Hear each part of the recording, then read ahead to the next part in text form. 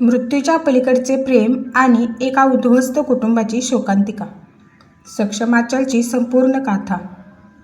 ज्या मुलीने आपल्या प्रियकराच्या मृतदेहाला हळद लावून रडत रडत त्याच्या नावाचं कुंकू भरलं आणि शपथ घेतली की आयुष्यभर सासरची सेवा करेन, तीच आंचल आज अचानक कुठे गायब झाली? ती स्वतःहून निघून गेली की तिच्यासोबत काही अघटित घडले?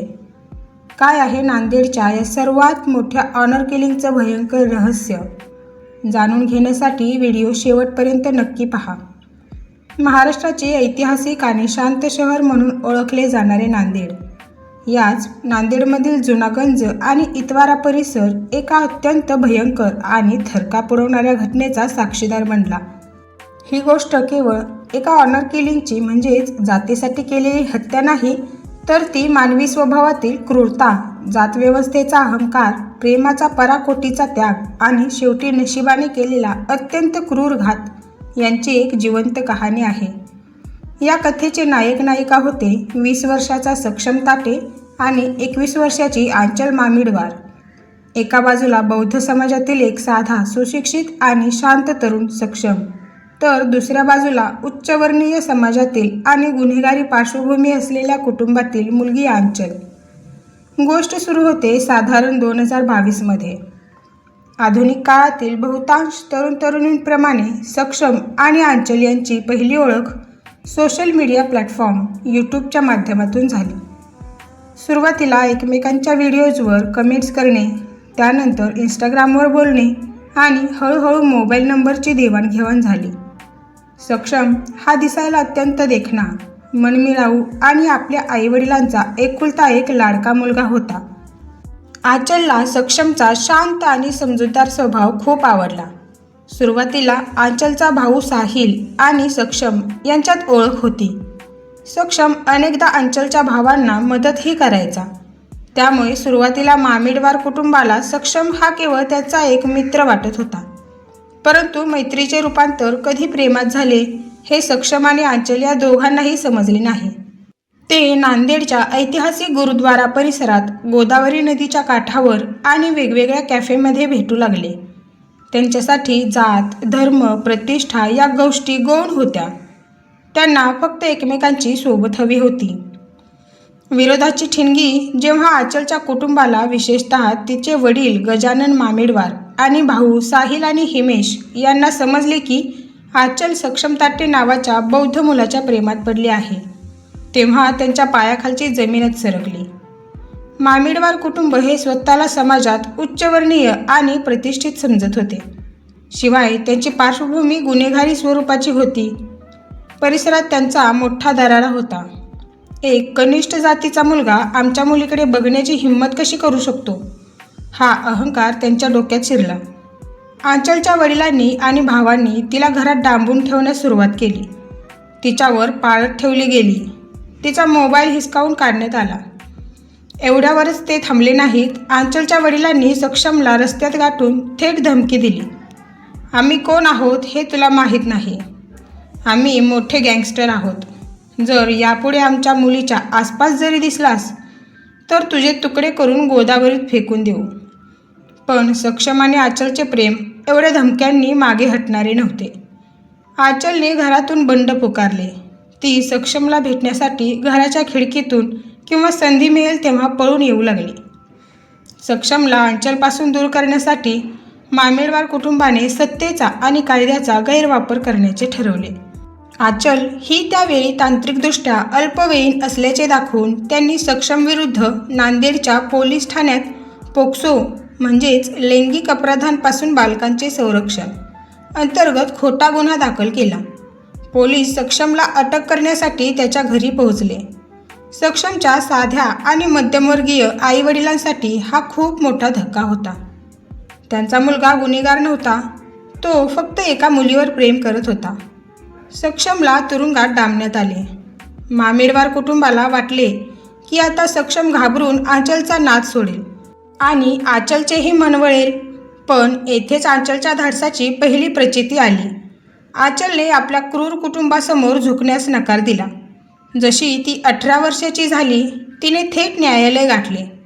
न्यायाधीशांसमोर उभे राहून आचलने धीर गंभीर आवाजात साक्ष दिली. सक्षमने माझ्यावर कोणताही अत्याचार केलेला नाही. तो निर्दोष आहे. माझ्या घरच्यांनी त्याला अडकवण्यासाठी हा खोटा गुन्हा दाखल केला आहे. मी सक्षमवर प्रेम करते आणि मला त्याच्यासोबतच राहायचे आहे.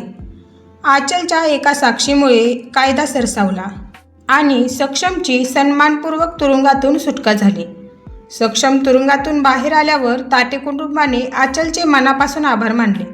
आचलने आपल्या स्वतःच्या कुटुंबाविरुद्ध जाऊन सक्षमचा जीव आणि अब्रू वाचवली होती.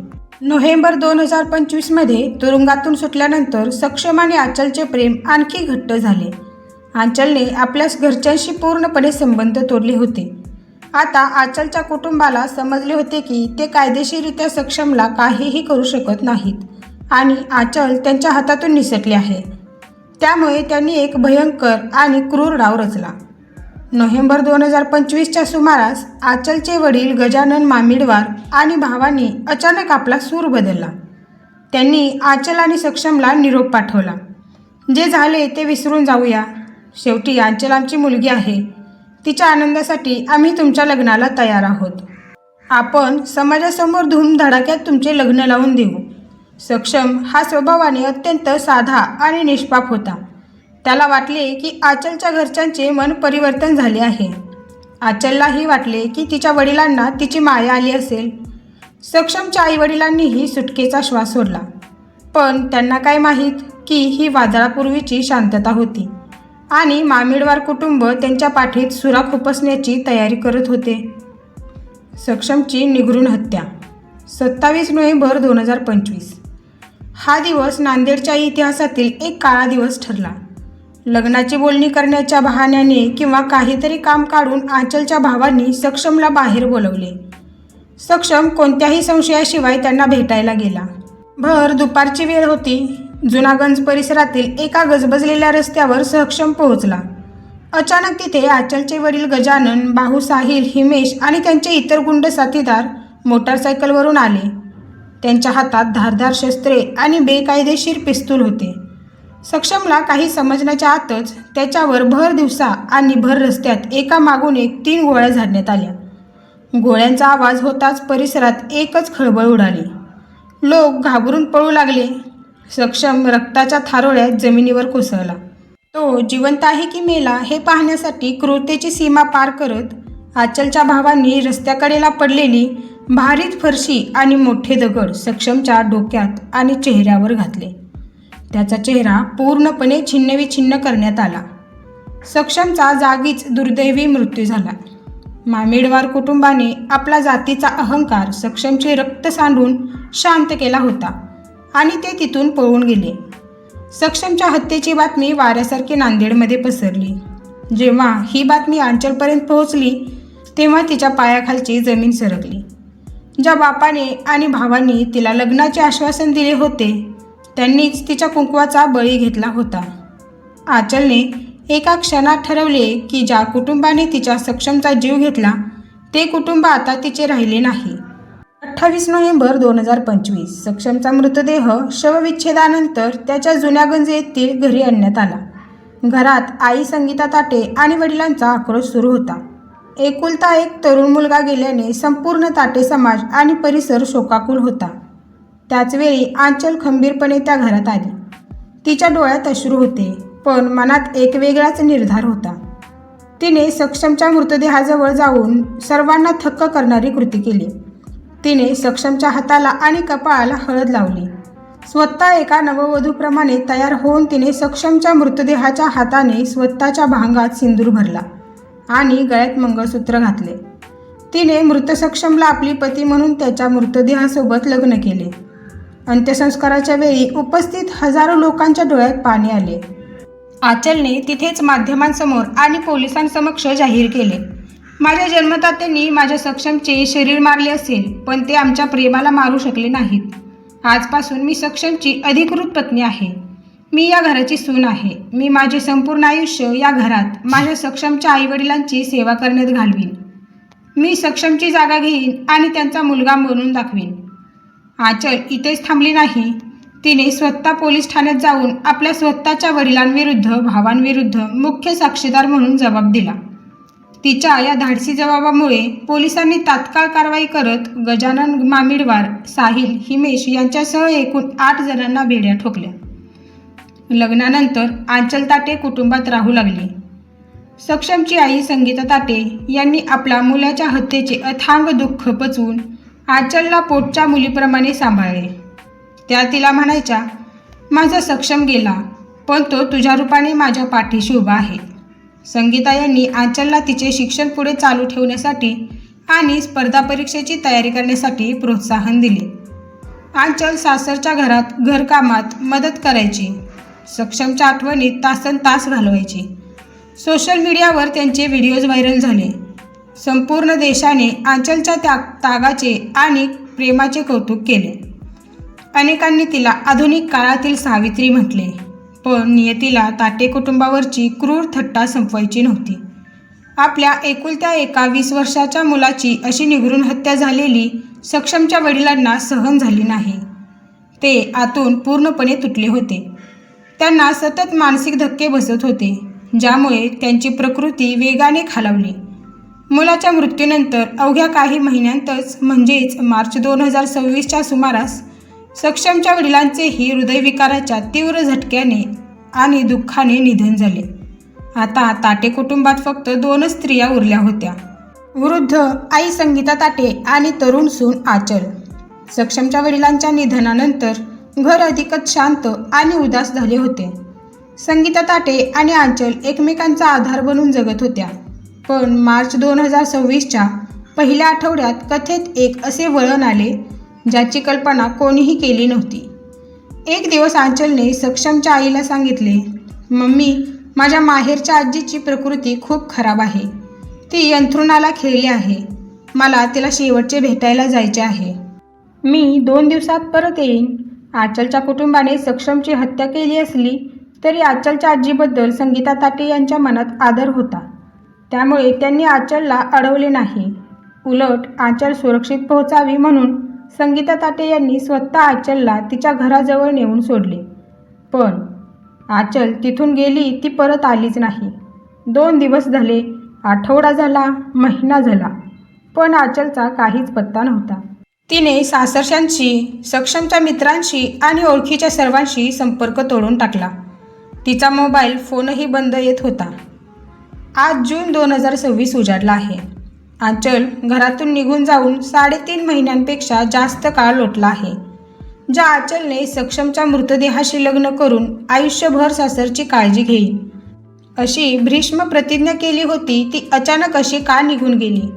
हा प्रश्न आज संपूर्ण नांदेडला पडला आहे. या संपूर्ण भयानक आणि दुर्दैवी नाटकात शेवटी सर्वात मोठा बळी कोणाचा गेला असेल तर तो म्हणजे सक्षमची आई संगीता ताटे यांचा. आधी त्यांचा एकुलता एक तरुण मुलगा सक्षम जातीच्या अहंकारापायी मारला गेला. त्यानंतर मुलाच्या विरहात त्यांचे पती त्यांना सोडून गेले आणि ज्या सुनेच्या आधारावर त्या जगण्याचा प्रयत्न करत होत्या ती सून आंचल ही आता घर सोडून निघून गेली आहे. आज संगीता ताटे त्या रिकाम्या घरात पूर्णपणे एकट्या पडल्या आहेत. घराच्या भिंतींवर सक्षमचा हसरा फोटो आहे, पण घरात बोलायला कोणीच नाही. समाज माध्यमांवरून आणि पोलिसांतून आंचलचा शोध घेण्याचे प्रयत्न सुरू आहेत, पण अजूनही काही ठोस माहिती हाती आलेली नाही. एकेकाळी प्रेमाचा सर्वोच्च आदर्श मानणारी सक्षम आणि आंचलची ही प्रेमकथा आज एका अत्यंत वेदनादायी, भयानक आणि उद्ध्वस्त वळणावर येऊन थांबली आहे.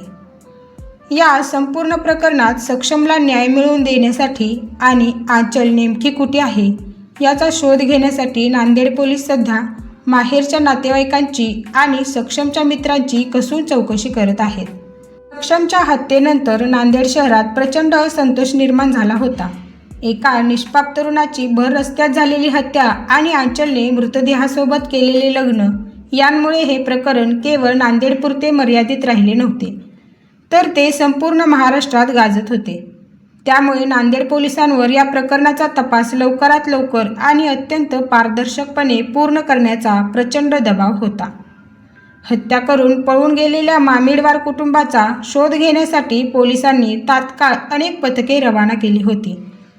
आंचलने स्वतः दिलेल्या धाडसी जबाबामुळे पोलिसांचे काम सोपे झाले होते. पोलिसांनी मुख्य सूत्रधार म्हणजेच आंचलचे वडील गजानन मामिडवार, तिचे दोन्ही भाऊ साहिल आणि हिमेश यांच्यासह या गुन्ह्यात मदत करणाऱ्या एकूण 8 जणांना बेड्या ठोकल्या. हा गुन्हा जातीय द्वेषातून आणि अहंकारातून झालेली हत्या या श्रेणीत दाखल करण्यात आला. पोलिसांनी घटनास्थळावरील CCTV फुटेज, आरोपींच्या मोबाईलचे कॉल रेकॉर्ड्स आणि सक्षमवर गोळ्या झाडण्यासाठी वापरलेले बेकायदेशीर पिस्तूल जप्त केले. आरोपींना न्यायालयातून जामीन मिळू नये आणि त्यांना फाशीची शिक्षा किंवा जन्मठेपेची शिक्षा व्हावी यासाठी पोलिसांनी न्यायालयात एक अत्यंत मजबूत आरोपपत्र दाखल केले. या संपूर्ण तपासाला एक अत्यंत धक्कादायक वळण मिळाले जेव्हा आंचल आणि सक्षमची आई संगीता ताटे यांनी पोलिसांच्याच कार्यपद्धतीवर गंभीर आरोप केले. आंचलने माध्यमांसमोर येऊन नांदेडच्या इतवारा पोलीस ठाण्यातील 2 पोलीस कर्मचाऱ्यांची नावे जाहीर केली. आंचलचा आरोप होता की हत्येच्या काही दिवस आधी तिच्या भावाने सक्षमवर खोटा गुन्हा दाखल करण्यासाठी पोलिसांशी संपर्क साधला होता. त्यावेळी त्या 2 पोलिसांनी कायदेशीर मदत करण्याऐवजी आंचलच्या भावाला चिथावणी दिली होती. खोटे गुन्हे काय दाखल करतोस, त्याला डायरेक्ट रस्त्यातच संपवून टाक, बाकीचे आम्ही बघून घेऊ. वर्दीला डाग लावणाऱ्या या आरोपांमुळे नांदेड पोलीस प्रशासनात खळबळ उडाली. न्याय मिळत नसल्याचे पाहून सक्षमच्या आईने आणि आंचलने पोलीस स्टेशनबाहेर आत्मदहनाचा प्रयत्न केला होता. अखेर वरिष्ठ पोलीस अधिकाऱ्यांनी या प्रकरणाची गंभीर दखल घेतली. त्या 2 संशयित पोलीस कर्मचाऱ्यांविरुद्ध तात्काळ अंतर्गत विभागीय चौकशी सुरू करण्यात आली. सध्या या चौकशीचा अंतिम अहवाल येणे बाकी असून दोषी आढळल्यास त्या पोलिसांवरही मोठी कारवाई होण्याची टांगती तलवार आहे. कथेचा सर्वात मोठा आणि गुंतागुंतीचा प्रश्न मार्च 2026 मध्ये निर्माण झाला. आंचल अचानक कुठे गायब झाली? सक्षमच्या वडिलांच्या निधनानंतर आंचल आजी आजारी आहे असे सांगून माहेरी जाण्यासाठी निघाली आणि त्यानंतर 3.5 महिने तिचा कोणताही थांगपत्ता लागला नाही. सक्षमच्या हत्येनंतर पोलिसांनी ताटे कुटुंबाला आणि आंचलला 24 तास सशस्त्र पोलीस संरक्षण आर्म्ड पोलीस प्रोटेक्शन दिले होते. मात्र आंचल स्वतःहून हे संरक्षण सोडून माहेरी जाण्यास निघाल्यामुळे पोलीस आता तिचा शोध एका मिसिंग केस म्हणून करत आहेत. नांदेड पोलीस सध्या आंचलचा शोध घेण्यासाठी खालील 3 मुख्य पातळ्यांवर तपास करत आहेत. 1. आंचलचा फोन सध्या पूर्णपणे बंद आहे, त्यामुळे पोलिसांनी तिच्या मोबाईल क्रमांकाचे कॉल डिटेल्स रेकॉर्ड्स काढले आहेत. ती घर सोडण्यापूर्वी कोणाकोणाच्या संपर्कात होती आणि तिचा फोन शेवटचा कोणत्या मोबाईल टॉवरच्या कक्षेत सक्रिय होता याचा तांत्रिक अभ्यास पोलीस करत आहेत. 2.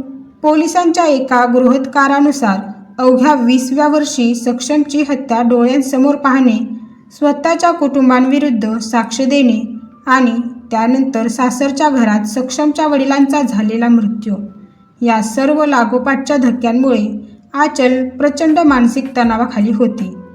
या मानसिक त्रासाला कंटाळून तिने स्वतःहून हे शहर सोडून कुठेतरी दूर अज्ञात ठिकाणी निघून जाण्याचा निर्णय घेतला असावा. या दृष्टीनेही पोलीस तपास करत आहेत. 3. आंचल ही तिच्या स्वतःच्या कुटुंबांविरुद्ध उभी राहिलेली मुख्य साक्षीदार आहे. तिची साक्ष आरोपींना फाशीच्या सुळापर्यंत पोहोचू शकते. त्यामुळे जामिनावर बाहेर असलेल्या मामिडवार कुटुंबाच्या इतर नातेवाईकांनी किंवा हितचिंतकांनी आंचलवर साक्ष बदलण्यासाठी दबाव आणला का? किंवा तिच्या गायब होण्यामागे त्यांचा काही हात आहे का? या अत्यंत संवेदनशील कोनातून पोलीस आंचलच्या माहेरच्या नातेवाईकांची कसून चौकशी करत आहेत. सक्षम आणि आंचलची कथा अजून संपलेली नाही. पोलीस एका बाजूला आंचलचा शोध घेत आहेत तर दुसऱ्या बाजूला सक्षमच्या हत्येचा खटला न्यायालयात अंतिम टप्प्याकडे सरकत आहे. सक्षमची वृद्ध आणि हताश आई संगीता ताटे आजही त्याच उंबऱ्यावर बसून आहेत, जिथून सक्षम कायमचा निघून गेला आहे आणि जिथून आंचल परत आलीच नाही. त्यांना आता वेध लागले आहेत ते फक्त एकाच गोष्टीचे, आपल्या मुलाच्या मारेकऱ्यांना कठोर फाशीची शिक्षा मिळणे आणि आचल सुरक्षित परत येणे.